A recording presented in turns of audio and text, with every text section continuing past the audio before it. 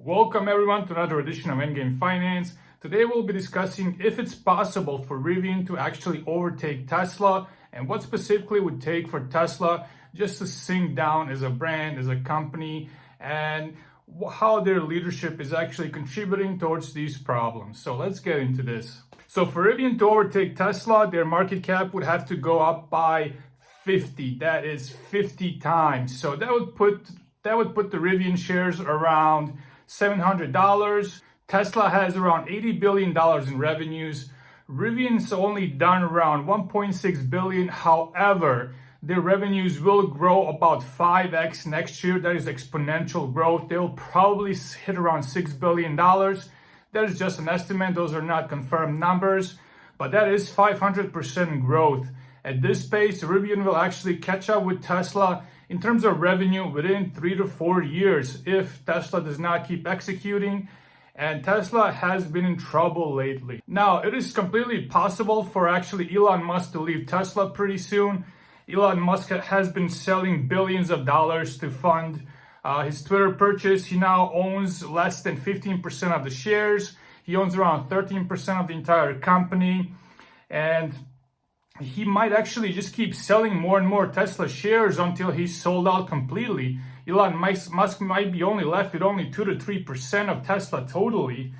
And we see here from November 2021 peak, Musk has sold $40 billion Tesla shares, including $23 billion last year to fund his purchase of Twitter. So Twitter has basically contributed towards tremendous loss in Elon Musk's ownership in Tesla, and this has led, as we see here from Unusual Whales, Elon Musk now owns less stock in Tesla than the three combined holdings of three largest index funds: BlackRock, Vanguard, and State Street. This means these three funds can get together and just decide to vote Elon Musk out if he's not performing that well. Now, if Elon Musk becomes a huge detriment to Tesla and their shares and their revenues, it actually makes sense for these funds to just vote him out because they are the majority holders of the Tesla company as of right now. And they have this power, and it makes sense for them to vote him out if he's contributing towards the downfall of their value and the value of their portfolios they're managing for their clients. However, the ownership of Tesla is not a huge problem because Musk can probably convince retail investors just to vote alongside with him. However, if he keeps slipping up, he might lose even the confidence of investor voters, of retail investors. I mean, Elon Musk has been pretty erratic sometimes on Twitter, saying some things that have turned off a lot of people that have previously invested in Tesla, or that might even still hold shares in Tesla. So there's a huge possibility that Elon Musk actually might leave Tesla, and that might happen within the next few years, maybe even a year or two, especially since Musk has been sort of starting a feud with the Chinese government. He's made several bad investments actually, especially opening a factory in Germany, one of the highest, most expensive standards of living in the world.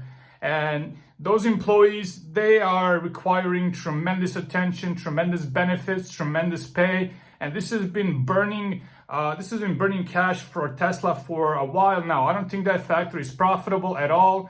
I don't think it actually might be ever profitable. I believe they lost around $500 million just from operations last year, and these losses might actually ramp up. Now, Elon Musk, like I mentioned, has a China problem. It is completely plausible that China actually forced Elon Musk to downgrade his autopilot because Chinese government did not want Musk and Tesla just gathering all that information, all that data from Chinese streets, from Chinese people, from Chinese special interests, and just sending it back to the United States. This was a national security for China, and it makes sense for them to actually resist some of these advancements in technology that were in Tesla cars, like these sonars, these radars that were basically mapping out all the routes in China. They were basically gathering all this data about technology. So it is completely plausible that it was China that forced Tesla and forced Elon Musk to remove a lot of technology from his vehicles. Another huge issue that Tesla and Elon Musk face in China, as we see here, is investor Mark Mobius says China is restricting flows of capital out of the country.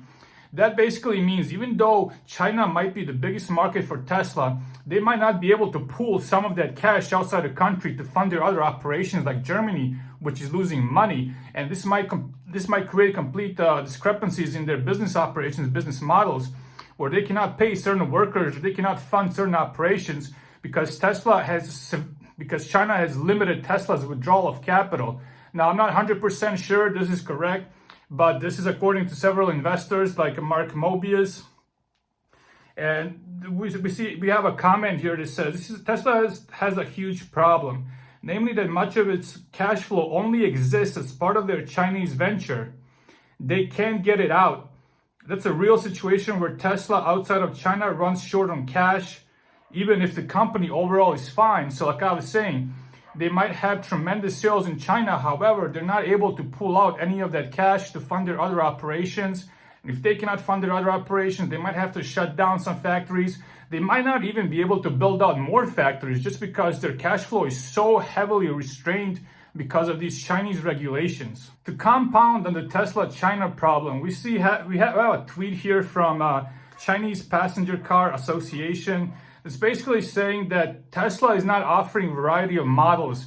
They have reached severe consumer fatigue, where people are just getting tired of the same old models they've had since the inceptions. So Tesla might just basically not have anything new to offer to consumers, and consumers get pretty bored of same old, same old. If you look at Chinese electric models, it's a huge variety. I mean, they have maybe 10, 20, 30 different models now. Like China is really making a big push for electric vehicles, and they have a variety of models for their huge consumer base. It's also interesting to point out in this tweet, if you like this tweet from the Chinese official sources that Tesla is sort of limited in their model offering, you actually get a warning from Twitter that says, that gives you basically a warning if you like this tweet. It says, help keep Twitter a place for reliable info. Find out more before liking this tweet.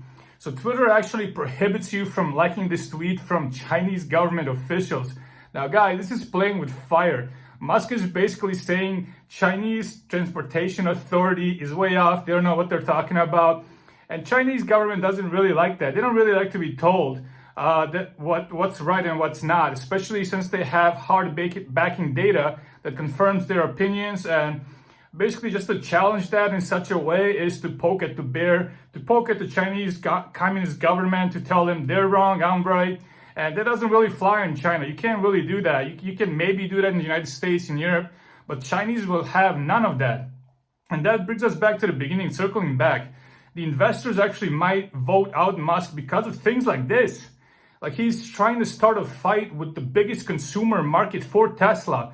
He's challenging Chinese government opinions, and Chinese government might just basically, they might just take over Tesla operations in China. It's not unheard of for a country to basically just absorb a foreign company that's non-compliant to their standards and basically their regulations, and just if they're pissed off, they might take you over, because that's the Chinese government that has absolute power in their country. You cannot go to court and challenge this. They don't care. They will just basically absorb Tesla and make it their national company. So that's the reason why Musk actually might just get kicked out of Tesla. He might get voted out because he is detrimental to the value of the shareholders, and he's no longer not even the majority shareholder, but he will soon be under 10% ownership in Tesla. So there's no reason to accommodate someone with such a low stake in the company, especially because Tesla is built out. Tesla is a mature company. They don't really have risks of going bankrupt anymore. Only risk now they have is risk in leadership. And like I said, this is a risk that can be eliminated pretty quickly just by removing Elon Musk from Tesla. And that brings us all back to Rivian.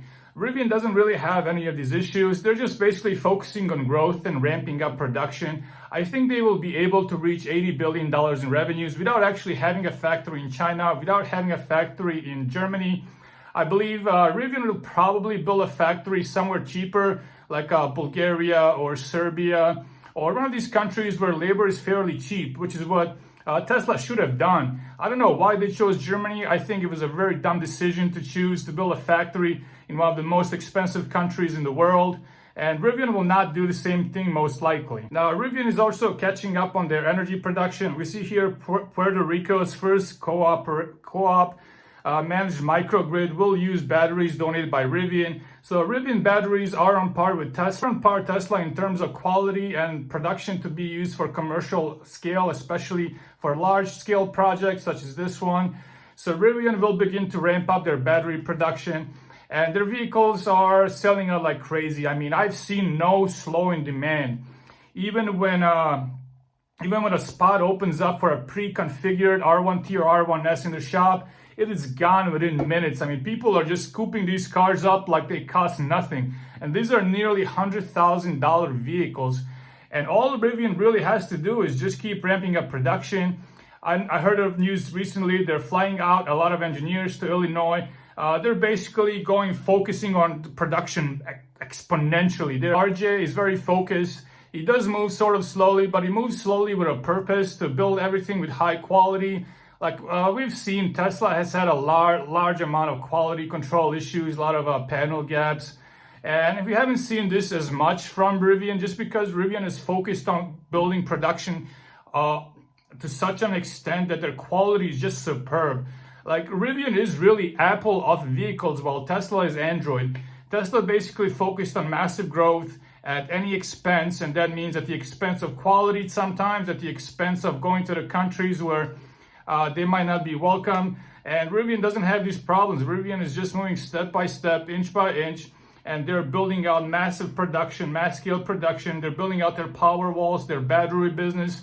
And I do believe it's possible for Rivian to catch up to Tesla within 3 to 4 years. Guys, I'm not saying that the Rivian shares will be $700 in 3 to 4 years. However, it is certainly a possibility for Rivian to grow exponentially and to catch up to Tesla in terms of revenue and volume production, especially because all the reasons I mentioned for Tesla not executing, and for all the reasons I mentioned, Musk basically having some China problems, having some Germany problems, and it's really a disconnect from the company. Like Musk has disconnected from Tesla. He's 100% focused on Twitter, making Twitter profitable, but Twitter is not, it's not a great company. I mean, their user growth has stagnated. And I don't know if he'll be able to save the company. And if he does, it will come at a huge expense to Tesla and at a huge benefit to Rivian. Because with lack of execution in Tesla, Rivian does have a huge possibility of just catching up to their competition. So that's it, guys. I went over today why Rivian, why and how they might catch up to Tesla. If you guys have any questions, comments, or opinions, please let me know below and we will discuss them. Guys, like, subscribe, and share, and as always, have a great day.